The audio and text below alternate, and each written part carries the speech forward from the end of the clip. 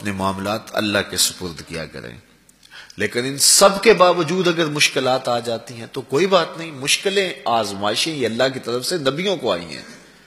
حضرت امام رازی نے لکھا ہے کہ مکے سے لے کر طائف تک 70 ایسے نبیوں کی قبریں ہیں جن کی وفات صرف بھوک کی وجہ سے ہوئی ہے۔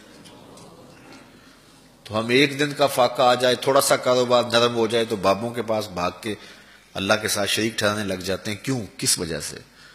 آزمائش سہیں، برداشت کریں۔ تو اوپر نیچے یہ دن بدلتے رہتے ہیں، دن پھرتے رہتے ہیں، ہر وقت جو ہے کہ جادو ہو گیا، ٹونا ہو گیا، سایہ ہو گیا، بندش ہو گئی ہے، ہر وقت اسی چکر سے ہم نکلتے نہیں ہیں۔ اللہ پر توکل رکھیں، وہ رزق دیتا ہے، وہ رزق تنگ بھی کرتا ہے، وہ رزق کشادہ بھی کرتا ہے، بندوں کو آزماتا بھی ہے، بندوں کو ڈھیل بھی دیتا ہے۔ اس کی ڈھیل سے بھی ڈریں اور اس کی آزمائش میں بھی پورا اترنے کی کوشش کریں اور اسی کے حضور دامن پھیلائیں۔ جب مشکلیں آ جائیں تو مسلح بچھا لیں، گھر کے بچوں کو بھی کہیں کہ یہ مشکل آ گئی ہے، لگتا ہے اللہ ناراض ہو گیا، چلو مسلح بچھاؤ۔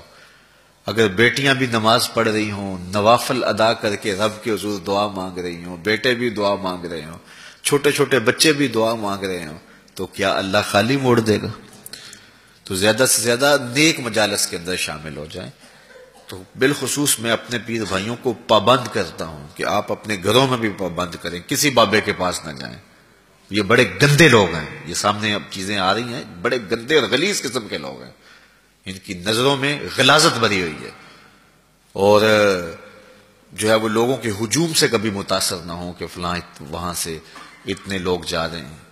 لا یصیر الباطل حقا بکثرت المتمسکین بہ، اگر کسی جھوٹ کے ساتھ، کسی باطل کے ساتھ زیادہ لوگ وابستہ ہو جائیں تو اس وابستگی سے باطل حق نہیں ہو جاتا۔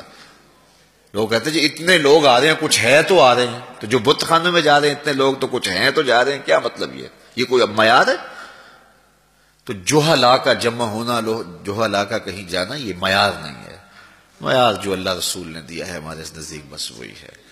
تو جب کوئی مصیبت بنے، مصلی بچھا کے دعا مانگو اللہ کی بارگاہ میں، نوافل پڑھو، صدقہ کرو، خیرات کرو، منت مان لو، روزوں کی منت مان لو، نمازوں کی منت مان لو، صدقہ کرنے کی منت مان لو، اور اللہ کے نیک بندوں سے جا کے دعا کرواؤ۔